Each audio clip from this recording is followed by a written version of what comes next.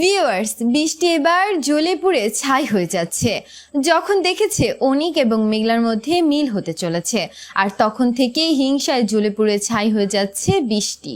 তাই এবার সাব্বিরের মাধ্যমে মাস্টার মাইন্ড প্ল্যান সাজিয়ে শালিমা বিল্ডার্সের বিরুদ্ধে চক্রান্ত করছে। আর সাব্বির এবং বৃষ্টির পেছনে পুরো দমে সাপোর্ট করে যাচ্ছে শালিমা বিল্ডার্সের প্রধান শত্রু এবং প্রতিদ্বন্দ্বী।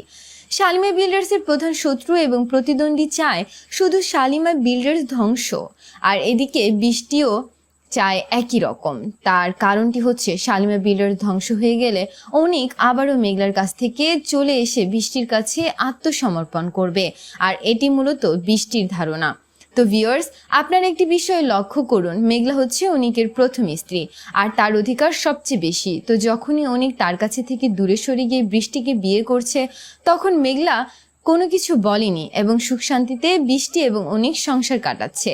আর যখনই অনিক মেঘলার কাছে ফিরে এসেছে, আর তখনই বৃষ্টি জ্বলে পুড়ে ছাই হয়ে যাচ্ছে এবং তার স্বামী এবং ভালোবাসার অধিকার কাউকে দিতে পারছে না।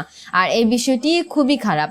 মেঘলার যেমন অধিকার রয়েছে, তেমনি বিশ্বেরও সমান অধিকার রয়েছে। এদিকে ভিউয়ার্স, আরও একটি মিস্টেক হয়ে গেছে। রাতুল মূলত চেয়েছিল শালিমা বিল্ডার্সের ওয়ার্নার মেঘলাকে উপরে পাঠিয়ে দেওয়ার জন্য, কিন্তু অনিক এবং তার বডিগার্ডরা মূলত ভুল করেছে। সাব্বিরকে মনে করেছিল যে মেঘলাকে উপরে পাঠিয়ে দেওয়ার জন্য বৃষ্টি সাব্বিরকে পাঠিয়েছে।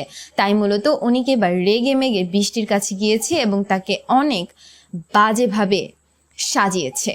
তো ভিউয়ার্স, খুবই ইন্টারেস্টিং মুহূর্তে চলছে গরিব ঘরে রাজপুত্র নাটকের প্রত্যেকটি এপিসোডের। সেই সাথে ভিউয়ার্স, আপনারা কে কে রয়েছেন গরিব ঘরে রাজপুত্র নাটকের 32 নম্বর এপিসোড তথা 33 নম্বর এপিসোড দেখতে চান, সেটি অবশ্যই কমেন্টে লিখে জানাতে পারেন।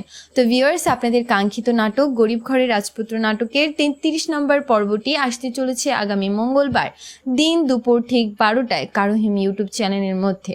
তো বন্ধুরা, পরবর্তী আপডেট সবার আগে পেতে সাবস্ক্রাইব করুন আমাদের চ্যানেলটি। ধন্যবাদ।